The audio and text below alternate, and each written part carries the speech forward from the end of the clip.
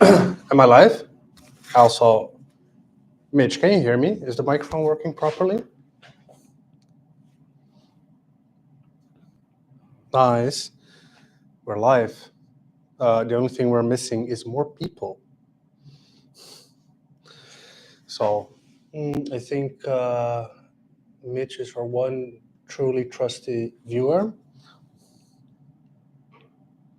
And I do hear footsteps in the bunker. Hey. You have 2 seconds. Class is starting, young lady. I'm going to make you write notes. Sorry, guys. Oh, hello. Are you still? Oh. What? That's okay. Yes? No, yeah, sit down, Okay. sit down. Okay. Absolutely, Welcome. welcome. No. I'm trying to make this a good live stream. I have everything recorded, even though it's also recording this now. So I'm going to have to see how that works. Sound is a bit delayed, but otherwise it works. Where you hear that when I say, you mean, yeah, no, that's fine. Okay, welcome class. Who here has any knowledge about what I'm going to say? Has anybody heard of Holacracy? Except for Luke, I know you have. Yeah, okay, great.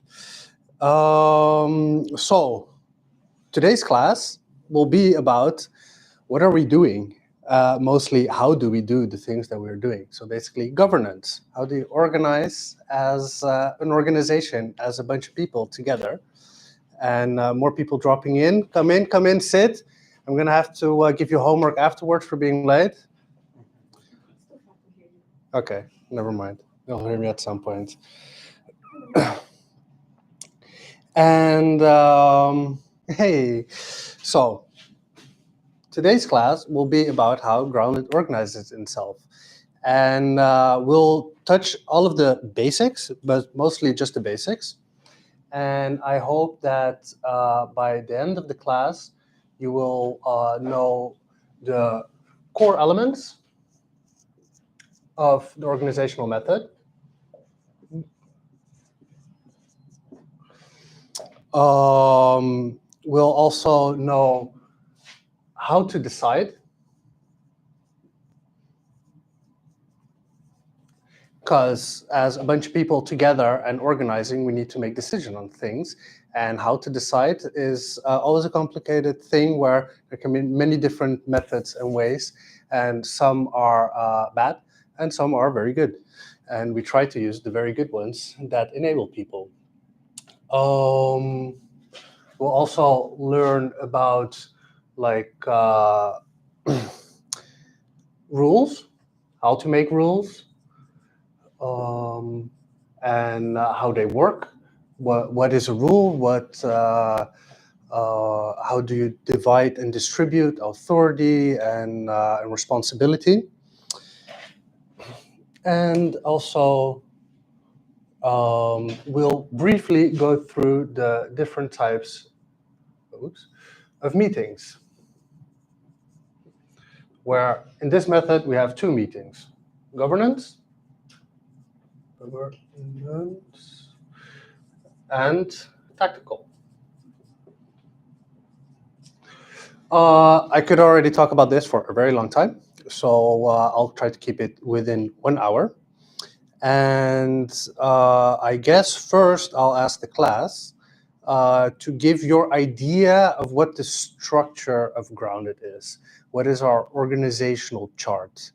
And just from what you've experienced, like maybe you want to give a little sketch of how you see that is our organizational structure.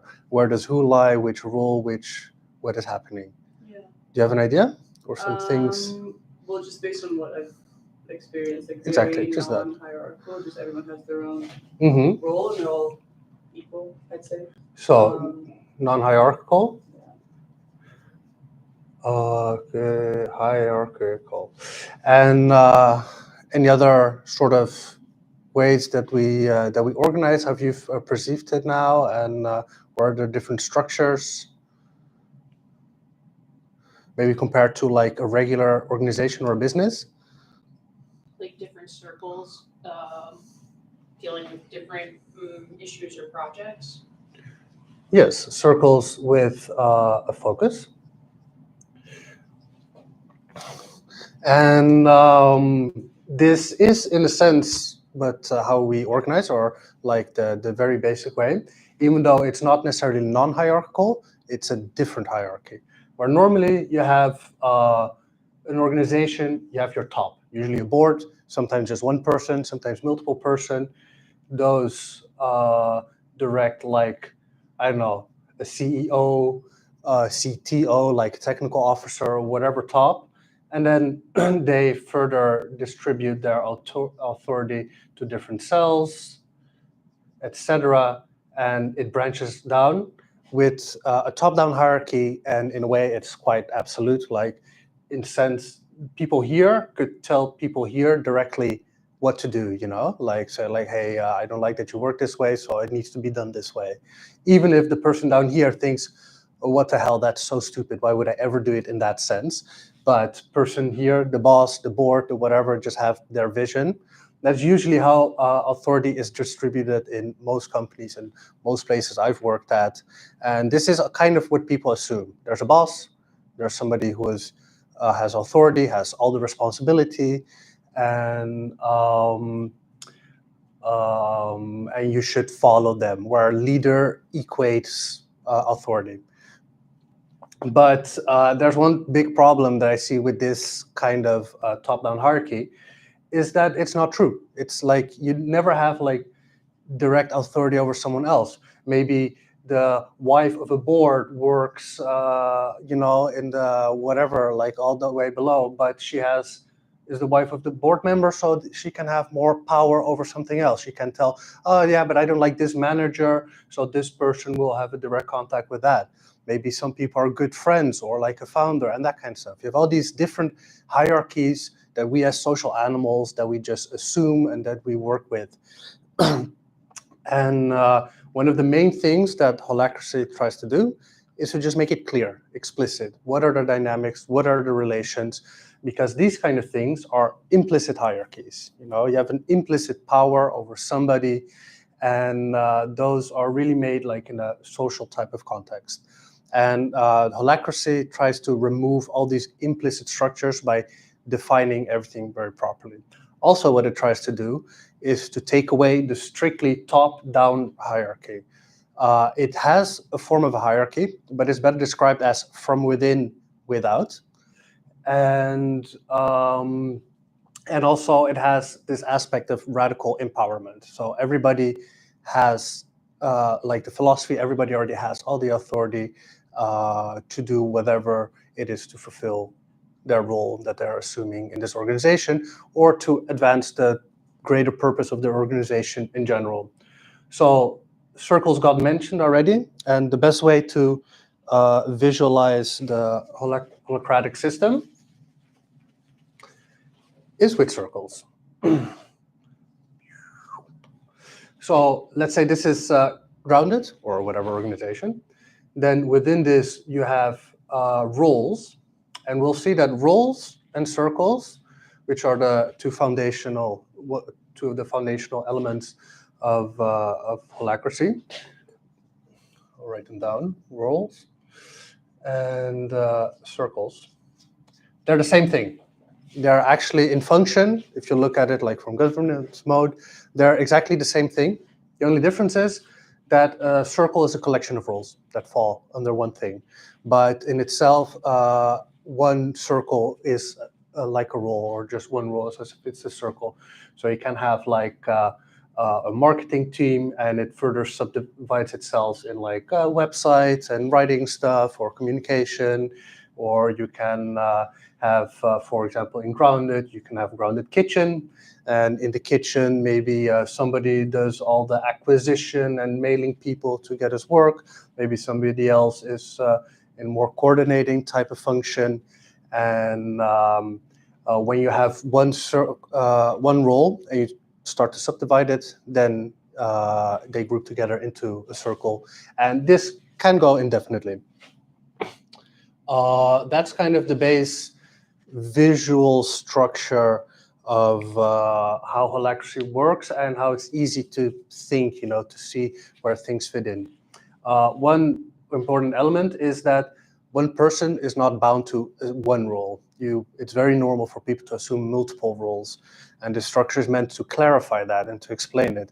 Like, I mean, I do the finances within Grounded, but I also do a little bit in Grounded Kitchen. I also do like just housekeeping, you know, just maintaining the fort. We call it here groundkeepers, to, you know, have this functioning. And also because you already inherently have this authority to do things, you're also not specifically confined to your role, you know, like you can act in things that normally lie within different roles. So, but what are these roles made of, and what's different from these roles than just a regular job description? You know, they have a couple of different aspects than what you would normally have at a company. At a company, you have just your job description. It kind of says what kind of task you're going to do, and then basically you say okay, and then you never look at it again. I don't know how many of you have actually looked at the job description again during work, like to reference it, like what's actually the responsibility. I've never, and I've never met anybody who seriously did that. So these roles are made of a couple of different parts that hopefully I'll explain in a way that all comes together. And honestly, I'll mostly be reading from the Notion page about Holacracy, which I made, which everybody has access to, and it's honestly all written there very neatly. So, to go specific on a role.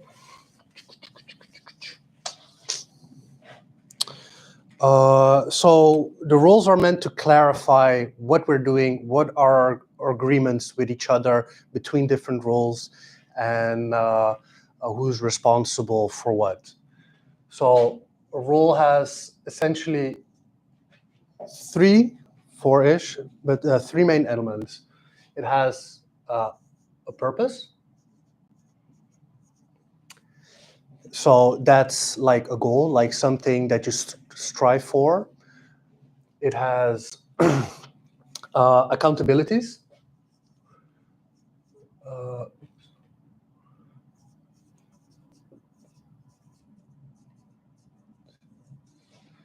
So accountabilities, those are like ongoing tasks and responsibility that you can rely on for this role, you know.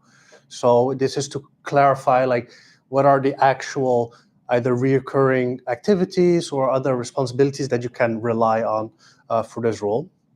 And you have domains. Domains are, I see it kind of as red tape. This is the only way to sort of define exclusive authority. You know, there are a couple of very straightforward domains. You know, like finance role has an exclusive domain over the bank account. Needs to be responsible for that. And if you, as a different role, want to access or like do something that falls within another role's domain, you need explicit permission. And this is one of the only places where you need very explicit permission to do something. And the fourth-ish, but it actually falls under domains, is policies. But those are not always bound to just one role, usually like a circle, but policies are basically the rules that you make with each other. That's to adapt and fine-tune the system that we're creating. Because Holacracy is meant to be super dynamic inherently, and that you can change your whole organizational structure within one meeting, theoretically, and sometimes also quite practically. So I'll whip up here our own organizational chart here and take one of the roles as an example. Let's see. That's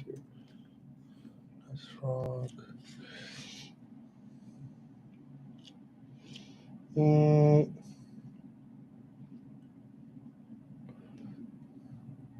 So let's say, does this one have a good description? Yeah. So let's describe one role. Here we have described the role that we call legal.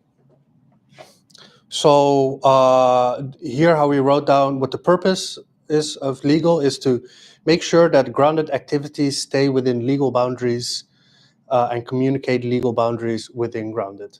So this is Marta mostly, and he's the one that's always involved with the whole municipality and that kind of stuff. But it's just, made so we stay within the law. So purpose, very summarized, and actually the more summarized you write it down, the better. It's quite an overarching type of thing, is to stay within the law. And so accountabilities that we have described to the legal role is requesting permits. So with requesting permits, the idea is that when you have an event or anything going on that you need a permit for, you can count on this role to help or just take over the process or the task of requesting the permit. And other ones are like updating the municipality with things that we're doing and establishing contracts, within or with other things. So establishing contracts. And the idea is as well that this actually is an organizational chart that you could reference. If you're like, shit, I want to do something with this, and to do this project, I need these and these and these things. I need to, make a contract because I have artists and a very specific deal and they're part of an agency. They want something formalized. Then you could see from like the role description that would help you to find the proper role and the person fulfilling that role. By the way, any questions so far? This is still just the start, so I'll confuse you more in a bit.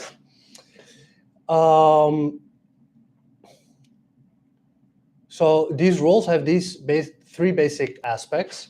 And there are a couple of other sub-elements that you can describe to role, like the tactics that you use, like how are you going to approach to fulfill your purpose. And, you can link specific projects and tasks and that, but that's more of a functional, like how to describe it. That's like a system that you use. This is just a core element of the system. And the Holacracy system in general, it has only a couple of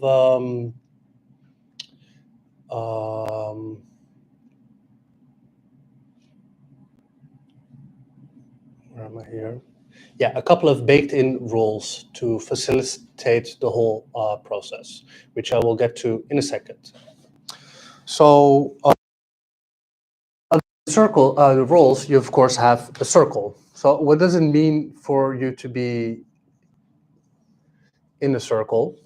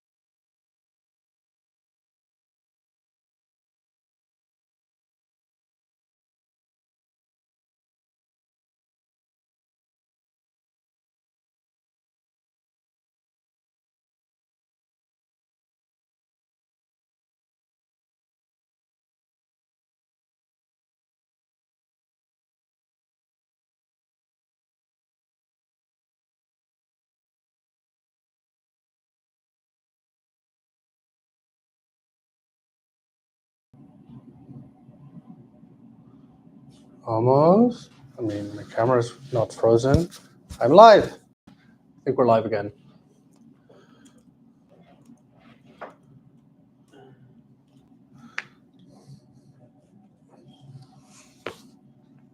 So, Mitch had a specific question relating to accountabilities and disagreements, Let's see.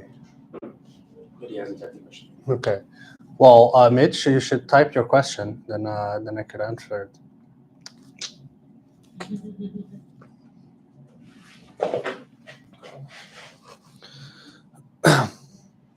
Okay, girls, we're live again.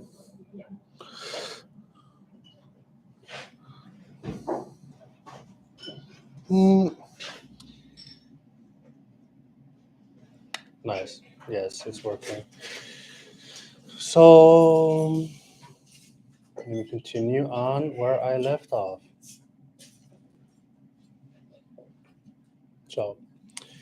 So the part of the circle is that a circle is a group of rules that work together to fulfill a common purpose, and each circle also has its own governance and can contain its subcircles. So within a circle, you can also define your own policies.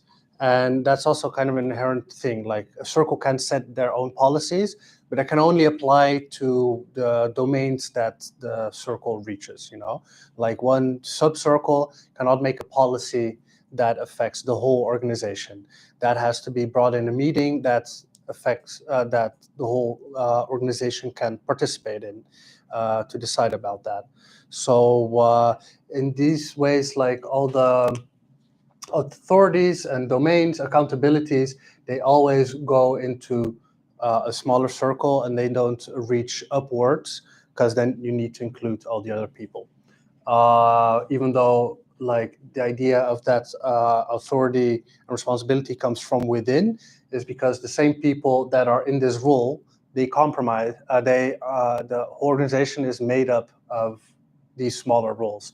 So in essence, it's like the same persons, but they talk from a different role and from a different perspective, and that's where you get your decision power also from, where how valid your decision or your objections are, which we will also get in a second.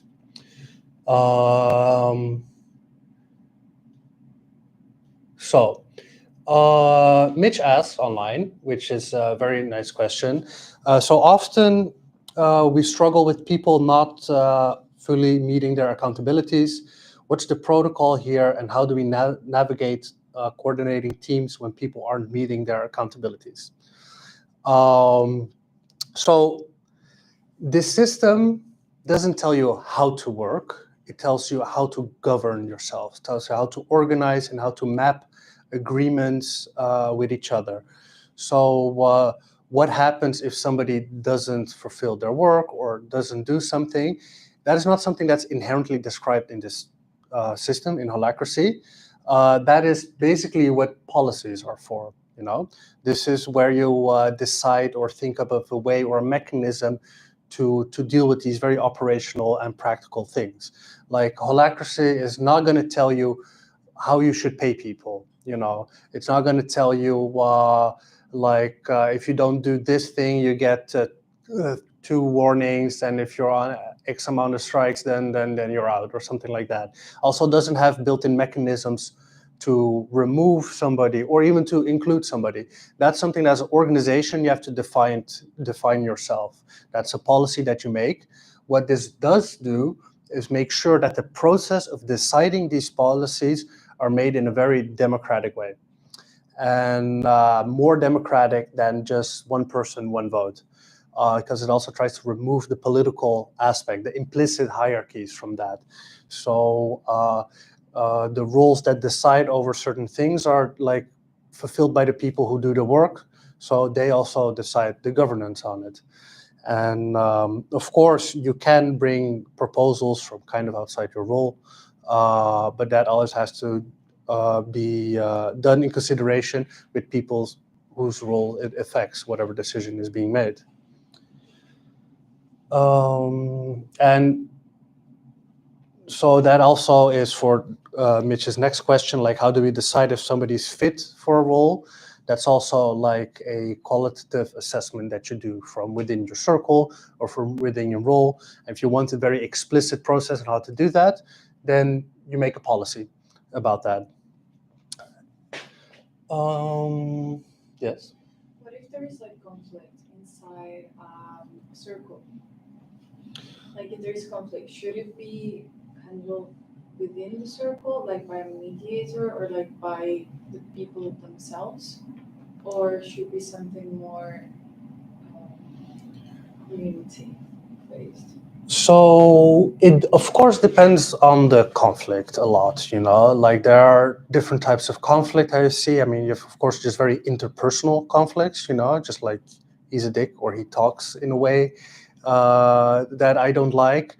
And there's also conflict that's very operational, you know, like I need to use this equipment now, but this other person keeps misusing it or misplacing whatever. And those should, like most conflict, and this is not even described in Holacracy, but like resolve, you know, from personal, and then you involve more systems and methods to resolve any type of conflict. But one thing that is integral to this way of organizing is conflict. Here they describe it as a tension. And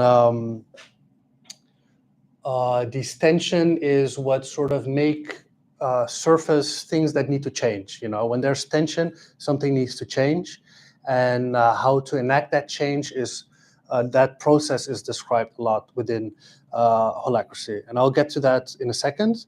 First, I want to explain another couple of core rules that are fundamental to the governance and operational structure of the organization. So these roles are made in Holacracy to sort of ensure smooth functioning and evolution of the organizational framework. Because the whole idea is that Holacracy is kind of a blank slate with lots of methods and mechanisms and systems that you then evolve by doing. You evolve by talking out conflicts or tensions. You evolve by proposing ideas to others and enacting them, and then reiterating them or rewriting them. So a couple of core examples of the types of roles. So first, you have a facilitator.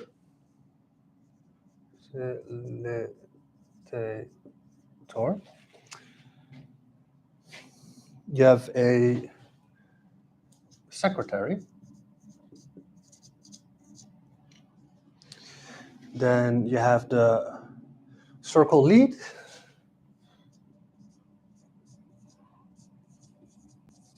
And you have the circle representative. I'll just call it circle rep for now. So the facilitator is kind of like your classic meeting facilitator. The purpose of the facilitator, because these are all just roles described like any other, but these are just baked into the system. Facilitator, the purpose of it is to make sure that the circle governance and operational tasks, practices are aligned with the constitution of Holacracy. So in this constitution is basically a document that describes the whole system, all the functions in very exact manners of how Holacracy works. It's, kind of like an actual constitution in that sense, where it describes the mechanism and how you should interpret certain things. But at the same time, if you only read the constitution of Holacracy, it will not really make clear how you act in this. Because especially working within Grounded, you'll see that all this theory that I'm giving now is meant to fall to the background. It's meant to sort of distill into a philosophy and a method of working, but something that you can fall back and rely on when you really need it, you know? When you don't like... where you cannot easily make a decision on something, then you have something to reference to and a method to follow very exactly. And that's also what the facilitator, when a meeting is called, like, hey, I think this should be different, but we cannot just casually agree on something. We should have a governance meeting on this to test this proposal and make sure that it's gone through the proper steps. Accountabilities that are normally described for the facilitator is, facilitating the circle's constitutionally required meetings, so governance meetings, and auditing the meetings and records of subcircles as needed, and initiating the restorative process defined in the Constitution upon discovering a process breakdown. Basically, when something really goes bad, then a facilitator can see like, hey, how we're talking now, how we're deciding things is not according to the methods that we all agree to work in, so we should treat it this way, and then tries to facilitate that into a solution. Then you have the secretary. Usually in practice in grounded, these get bundled up, except if we assign somebody else, but it's to steward and stabilize the circle's formal records and record-keeping process as well, because the important thing is to write stuff down, If you agree on something, but it's not written down, it will be interpreted differently, it will hang in the air, and it will sort of either be forgotten or used in a different type of way. So proper agreements have to be written down. That's why this method is also like keeping track of your organizational structure. And other accountabilities that are normally described for the secretary are like scheduling the required meetings and notifying all the circle members, capturing the output of the meetings, maintaining a compiled view of the current governance, and interpreting governance and constitution upon request. So then in a meeting, you have the facilitator and guiding these kind of things. And then when something is like kind of vague and you don't know, it's like, secretary, can please check the constitution, how is it really written there? And but in practice, not very often that we sort of divide these rules very strictly. More operational type of role is the circle lead. So the circle lead within Holacracy is quite specifically defined, but in general it comes down to it's the end responsible for the accountabilities and the tasks within the circle. So it should be the one that picks up all the things that are not very specifically delegated or assigned to other sub-circles or sub-roles within a circle. And how it's described according to the Holacracy Constitution, it's within the super circle. Is the stream going fine? Okay. Within the super circle, sorry, let me start again. So the circle leads hold the overall purpose of the circle. It tends also to be has a domain of role assignments within a circle. This is something that's a bit debated in different versions of Holacracy. When I think in the next lesson, I'll go through the history of Holacracy and how this method came to be. I'll talk a bit more about that, well, the different versions of Holacracy. The accountabilities of the circle lead are like structuring the governance of the circle to express its purpose and enact its accountabilities. So a circle has all these accountabilities that we describe to it or gathered for it, and has the main purpose, and the circle lead just does whatever it can within its capacity, of course, to enact that purpose and to make sure that the sub-roles are also enacting the purpose. Also assigning partners to circle's roles and monitoring the fit tends to be the circle lead's sort of accountability.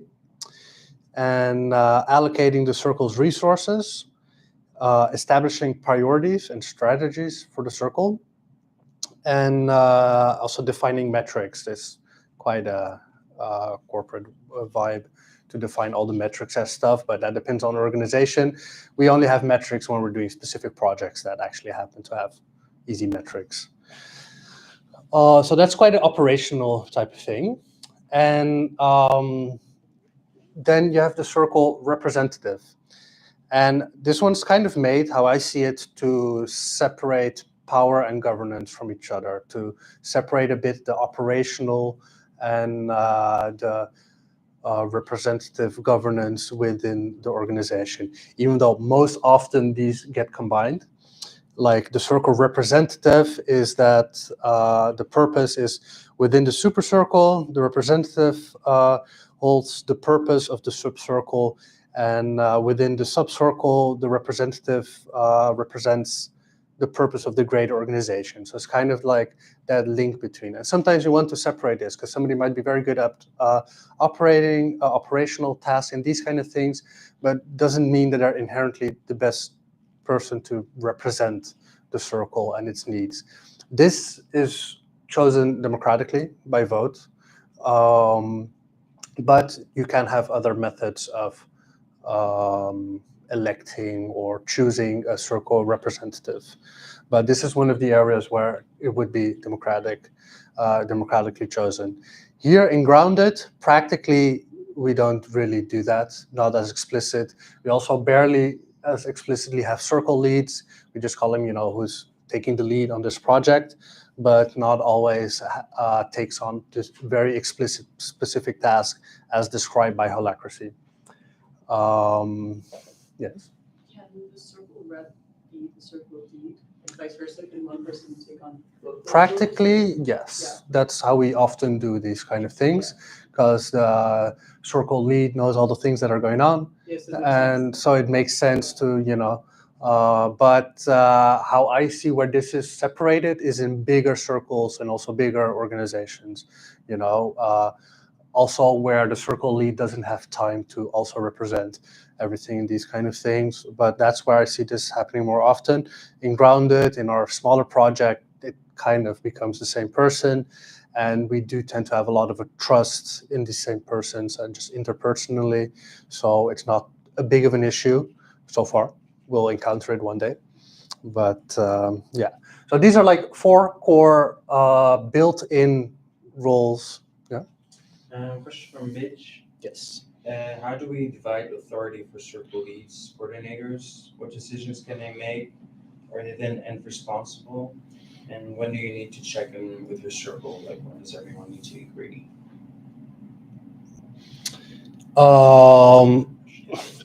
So about 5 questions in here, but to divide authority for the circle leads and coordinator, and what decisions can they make? So the decisions that they can make, well, basically what you're asking is like defined in a policy. That's something that you discuss with each other, most of it.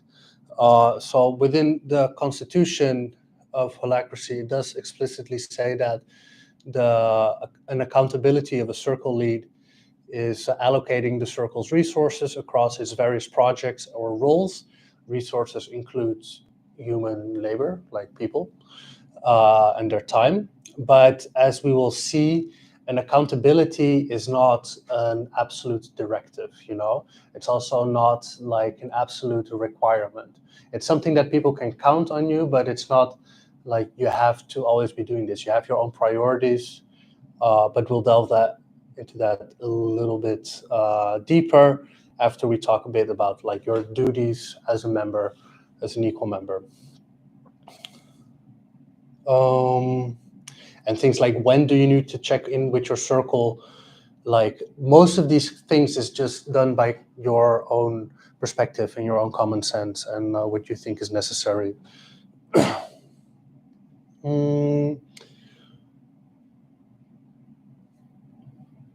Okay, so I'll get into the bread and butter of Holacracy, because actually the whole thing that enables all of this and all these rules and all this description are 2 types of meeting, and actually mostly just one.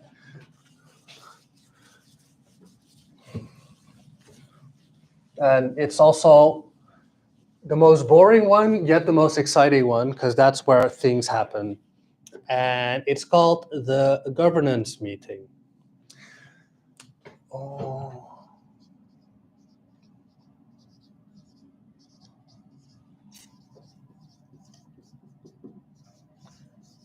Ta-da! So like, how do you make sure that these things happen in a way that we describe? You know, it's cool to describe like all these rules and what you should do and stuff, but then, like, yeah, how do you decide? How do you really define what's efficient? You know, are you going to argue for 3 hours on what it should be and then write down 5 different drafts and those kind of things? Preferably not, please. So in the governance meeting, they are designed to evolve the organizational structure, you know, by defining roles, by defining policies, by changing accountabilities, by changing purpose. And the goal is to clarify who is responsible for what and ensure that the organization can adapt to any changing needs or changing environments. And the governance meeting is the most rigidly structured process in all of Holacracy and in all of what we work. And sometimes these meetings can be quite tedious because you need to follow all the steps to ensure that you're giving everybody an equal voice. And but when people get the hang of it, of how the process goes in this meeting, then it can go quite quick. So I'll just write these down real quick. You have a check-in, quite self-explanatory, even though in Holacracy, the check-in is very explicitly one at a time, no discussion, and relevant to the meeting. So here it's, and this doesn't technically have to do with governance, but this is just how to describe it, which I do agree with, is that if you give a check-in, it's not about you telling your life story, what happened to you in the last month, but it's just anything relevant to the meeting, what your state is, if it's affected by it, like, hey, I didn't sleep, so I'm not going to say anything. And mostly just no discussion, one at a time, so it goes quickly. Then you build your agenda. So this is also a bit different than a lot of meetings, because you build your agenda during the meeting. You know, like you can have your points prepared, but there is still space for everybody who's in a meeting to make an agenda point, saying like, hey, I want to talk about this. Usually just very straightforward, 1 or 2 words and somebody's name behind it, so you keep track of it. And then you have your list of things to do, you know? Like everybody gave their proposal or the things that they want to talk about. And then comes like the real bread and butter sort of method for it. So the first step is to present your proposal. I see this happening in 2 main ways. Either somebody has a clear plan or idea and it's like, hey, I am proposing we're going to do this. Involves this, blah, blah, blah, blah, blah. You explain it.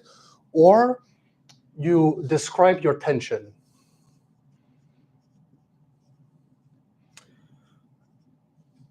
So it doesn't need to be like a pre-formulated like proposal with ideas how to solve it. You can also just describe your tension. Like, hey, I've been working on this.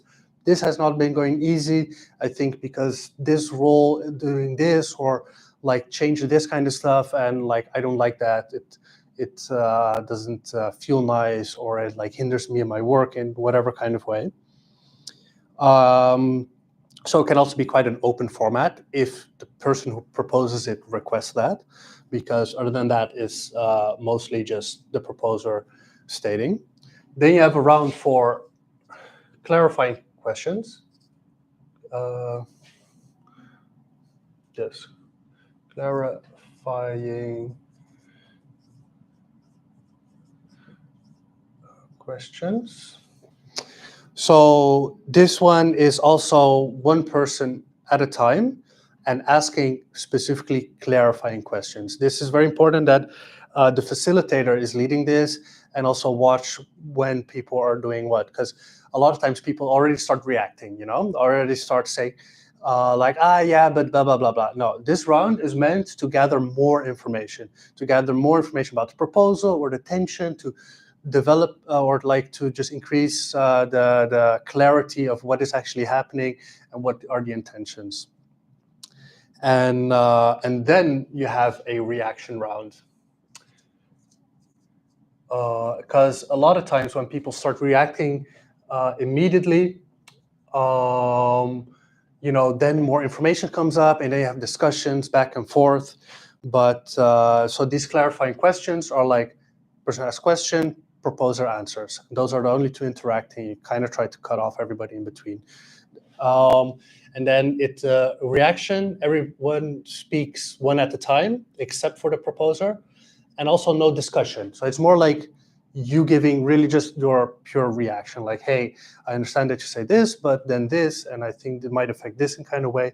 And that's for basically to harvest all the ideas that other people, all the reactions and ideas that pop up in other people.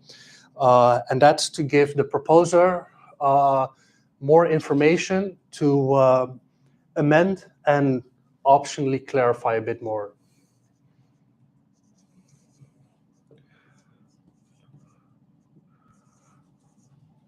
So after like all the questions, all this information has surfaced up, and people have given their reaction, what they think of the idea, the proposer has a space to amend their proposal, to say like, okay, well, based on this information, what I hear, actually, I guess would propose that would solve my tension or to fulfill the thing that I want to do is this, they can amend. But they can also choose not to. They can choose to just like, well, my proposal is still as is. I think this needs to be done. You're not required to amend anything. You're also not required to give clarification. You can say, I don't know. You can say, I don't think it's relevant to clarify this, you know, like you do not obligate anybody else in other types of things, you know. And then we get into an objection round. This is where the democracy happens. This is where it's different from a consensus-based democracy. Here it's not every one vote counts. They call it consent-based, but I think it's better described as objection-based decision-making.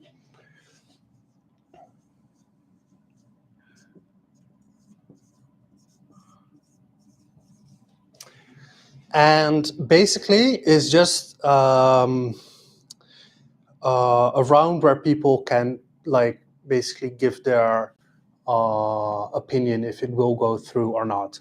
But objection is not a veto. People mistake this often, that they think, okay, well, I will object because I don't like the idea, because your objection will be tested. And the testing is also quite rigorous. It's quite exact in how you would do this, because there are a couple of criteria when an objection is valid or not.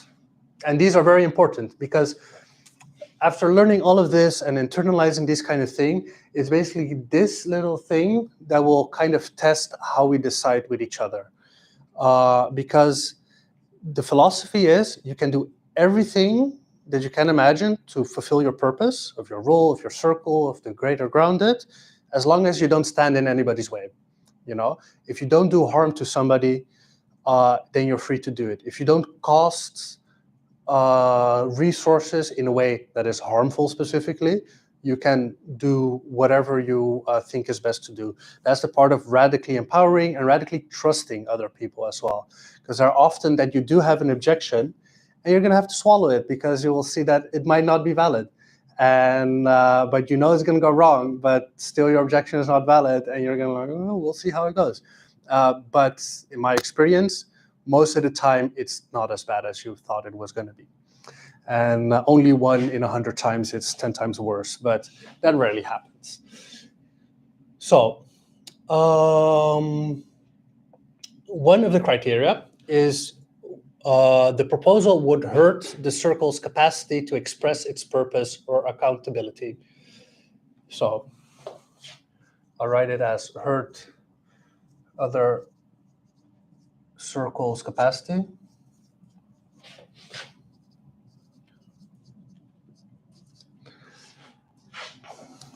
The second criteria is the proposal would limit your role's purpose or accountability. Limit your role's purpose or accountability. So basically, let's say somebody says, Like, I want to change the whole bunker. All the walls are going to be purple. Everything is going to be purple. And you're like, yeah, I object. You're not going to make everything purple. But the role that you fulfill is not really limited by the bunker being purple. So on this specific case, I mean, there might be other reasons why you shouldn't make the bunker purple, but you have to look at it from your role. Are you being limited? Like, can you really not do your thing if this happens? And because you have to imagine that the proposal of somebody tends to be equally as valid as your objection, you know? Just because you think it's going to be something bad doesn't mean it dismisses somebody else. Yes? For example, in this example, the legal person in the role is not present, and because that person will say, no, we cannot repaint the bunker because it's, UNESCO heritage or whatever. It's not my role, but can I say, hey, I think that from that point of view, this is not valid? So you can say that, you can suggest that, but technically you're not within that role to do that. And then it's also the part of the proposer, the statement of intent. It needs to include all the people you can imagine. Like a governance meeting needs to include the things that are decided upon, needs to include the roles related to it. So if you're in a governance meeting and you do this and we're like, yeah, but legal is not here, then you're not going to be deciding about that. You're obliged to give people space to object. Because you can also propose things outside of a governance meeting, especially all the smaller things. But you need to give people space to object. What that means specifically depends on an organization and the moment and what we're doing, you know. But you need to give people space to object. And if they're not there and are not aware of it, then it's kind of suspended. Then you talk with that person or you try to figure something out. Yeah. So another criteria, which is a tricky one, but quite an important one, is the proposal would introduce a new tension if adopted. So if you propose something, but a new tension arrives, that's also no good. So to test the objection on this, I'll call it new or old tension. So let's say somebody has a proposal and somebody else objects. Then you test this to see if that objection is valid. Like, if you would not do the proposal, would that tension still be there? If the answer is yes, like the tension would still be there even without the proposal. You know, like somebody says, oh, I want to put a new dishwasher in the kitchen. And then somebody, oh no, I object because it's fucking dirty there. We need to clean everything else. We need to sort the whole thing. And it's like, sure, but that would need to happen anyways. That's not about this proposal. So this specific objection is not valid for this proposal if tension would already exist. And in the same spirit, when somebody proposes something, but because of that proposal, a new tension arises, then the proposal is also inhibited, you know? So if you can object because it's like, hey, you can do this, but then all of these issues rise up. And a last criteria is, and this is also a tricky one, because there you have to trust the world. If the objection is based on presently known data or necessarily predictive because we cannot adapt later. So basically, would the proposal necessarily cause the impact? And are you anticipating this will occur? You know, so somebody proposed something, it's like, no, I don't think this is a good idea because this will fuck us up. This will bite us back. But is that based on previously known experience and data within the relevant context, you know? Because you can say like, oh yeah, that other organization did this, and thus we should not do that. But we are a different context, we're a different organization. Does the context really matter or not? And even if it's most likely the case, will we be able to revert it? Will we be able to change things back? You know, can you try something out and before it's catastrophically like impact something in a negative way, can we revert it? If you can revert it, objection is not valid. If it's not based on data and experience that we already have had within our relevant context, objection is also not valid. And this is the task of the facilitator to check, like, are these objections valid that I'm hearing here? And when an objection is valid, the solution is very easy. You amend and clarify until both parties are satisfied. That's the kind of the only solution. That's the only way to decide on something, is until both parties do not have tensions or new tensions that arose from this. And if within one meeting is impossible because it's too complex, then take it out of the government meetings. First go discuss, make a proposal, craft something together. Next government's meeting will make the proposal and then test it again to see if it works or not. This is, I guess, a little bit my long version of explaining the decision-making method, but this makes the whole organization. As in, by following this, that's how you describe rules. That's how policies and domains are made. That's how circles are created or not. Because most of the governance meetings is not about operational things. Can I do this? Can I not do this? It's more like, hey, I think we should make this circle with these rules in here and describe it in this way so that I can put these purple and it makes this clarity. This is my proposal. And there you go, discuss it, iterate on it, expand on it.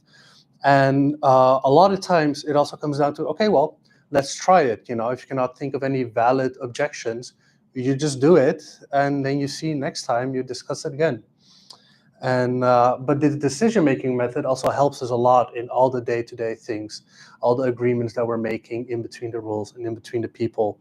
And this is what changes a consensus based democracy to a consent or objection-based democracy, and enables us to do things. Because I get the question a lot, hey, am I allowed to do this? I mean, answer is yes, always. Answer starts by yes, and then we'll see if we can make a no out of it. And you tend not to really be able to make a no out of it. This is an hour. I guess this is the most fundamental and important thing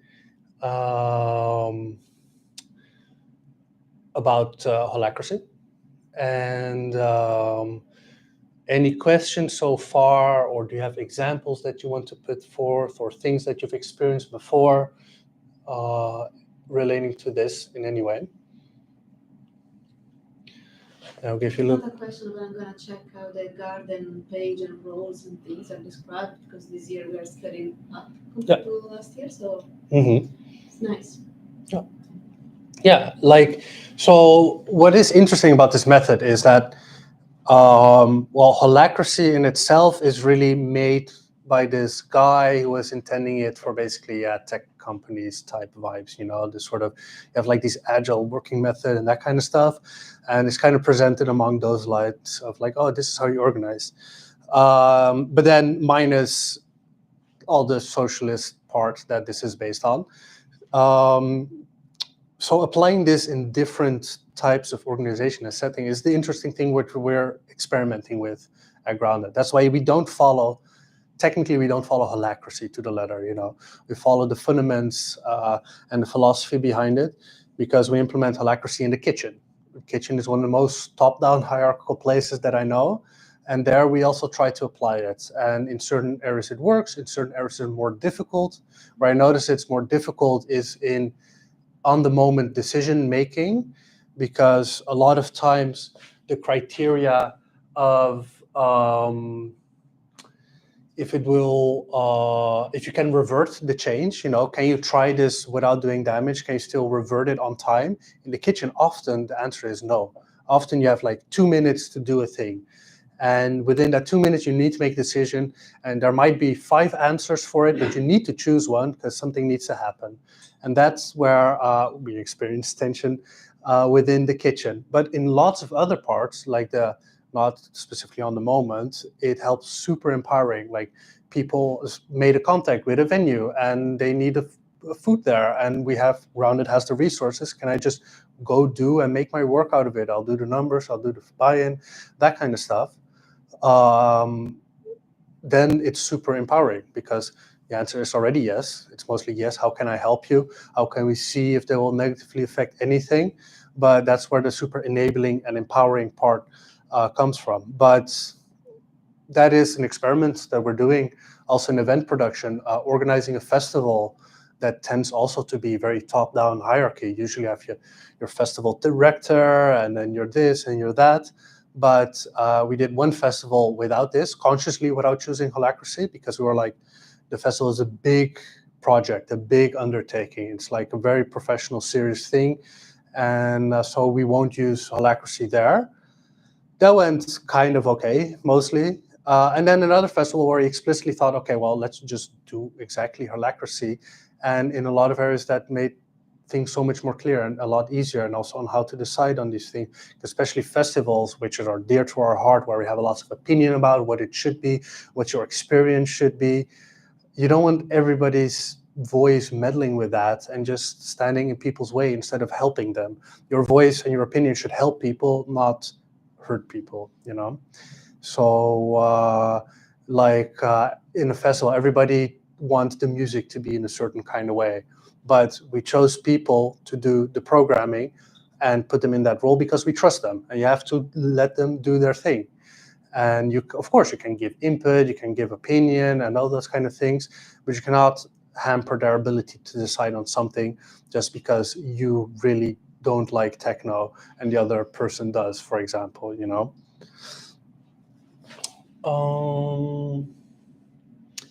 Then there is one other meeting that is similarly structured, but has a very different goal. And we also differ from that. And it's called a tactical meeting. But there is just really operational. You know, it follows a bit of a structure, but there's just like a checklist review, metrics review, project updates. Then you build your agenda. And in the discussing each agenda point, you don't really go through these parts to decide if you can or cannot do something. Tactical meetings are also not to wait, I put a big explanation. So a tactical meeting is not a space for setting expectations. It's also not, let's make a layout and power map of the festival. You know, it's not like an operational meeting. You're not doing things necessarily. A tactical meeting is to get clarity on the necessities to fulfill a task. And in that sense, you follow a similar order where you discuss each agenda item, and then the facilitator mostly tries to get more information and see which tasks need to go where. And in these tactical meetings arise information about governance change, because there you realize, hey, to describe these tasks in a way that we're doing it, then we need to have this role and this kind of stuff. So a lot of information arises for governance meeting, or we need to make different contracts or agreements with each other, different policy. And so in that tactical meeting, the facilitator mostly asks things like, do you want someone to get something done? Do you want input or data? Or do you just want to share your input? Are you harvesting ideas? Or is there something that you expect like on an ongoing basis? So tactical meetings within Grounded, also because you don't like the word tactical, sounds so corporate. We tend to like do that in whatever way fits the people, you know. Very big projects like the festival, we tend to be a bit more rigid about this, but most other projects, that's not so necessarily. It's an operational thing, and we decide how we work, and each circle can decide how they work, as long as it's transparent and clear to other people. I think I'll keep it here for now, where next time I'll go more into the details of the duties of a partner, like what are the explicit expectations of a member of Grounded following this method. I'll also talk a little bit more about projects versus actions, how to describe your working method, and delve a bit deeper into policies and domains, how to describe that. but this was the essence of Holacracy. And to recap a bit, so Holacracy is a decentralized management system that replaces the top-down hierarchy and tries to replace it with a different type of hierarchy where it stimulates self-organizings in the form of circles and roles, and it emphasizes flexibility, distributed authority, and very clear goals and purposes and agreements with each other. And they're made out of different roles, where we have the core roles, the facilitator and the secretary to guide the meetings, and the circle lead to take the end responsibility in the circle, and circle representative to properly communicate within and with outside of the circle. And to enact this method, we use the governance meeting, where we follow very strict procedure and to basically safekeep our style of democracy.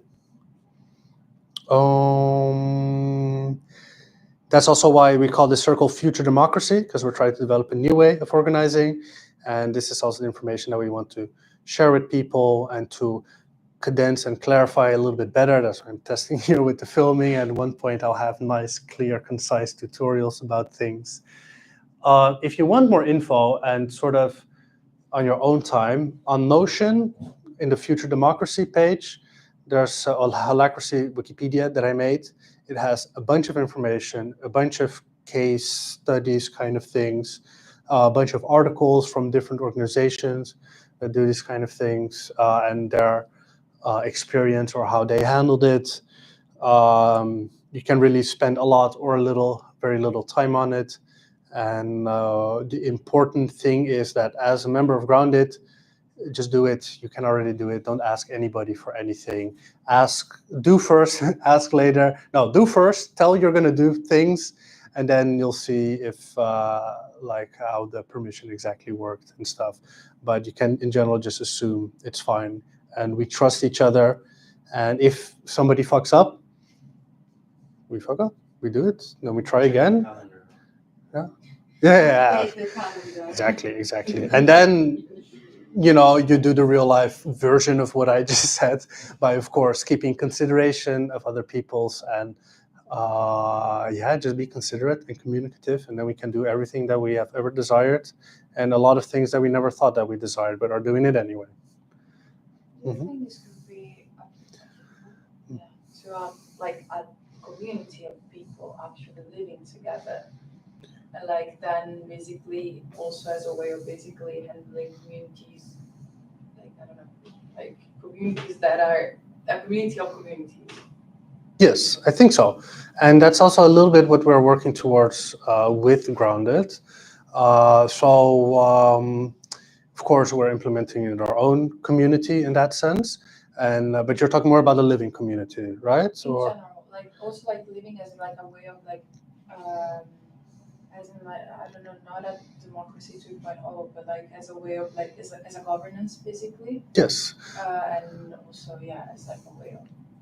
Yeah, I do definitely believe that because what Holacracy and this style of governance does, it kind of separates the role from the person. So this system is not made to solve interpersonal problems. It's also not made to solve political decisions, because a lot of things are political decisions, which you use with your political capital that you have as a individual, as a person.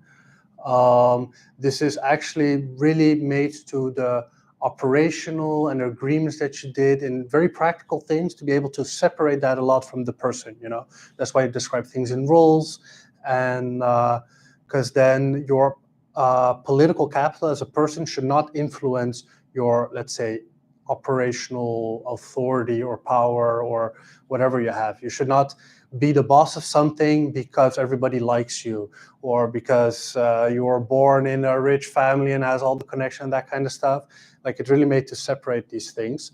So in that sense, it makes because as a community, you're always doing practical things like the work, the maintaining. Even if it's only living together, you still need to maintain the house, maintain your environment. There are always practical things to do, and this helps organizing that in a sense that people don't get extra personal power, So let's say you have a living community, and if someone takes on the lead of doing lots of the practical things, that does not mean that they are a more important person personally, or they should have authority over other people on areas that don't have to do with the work.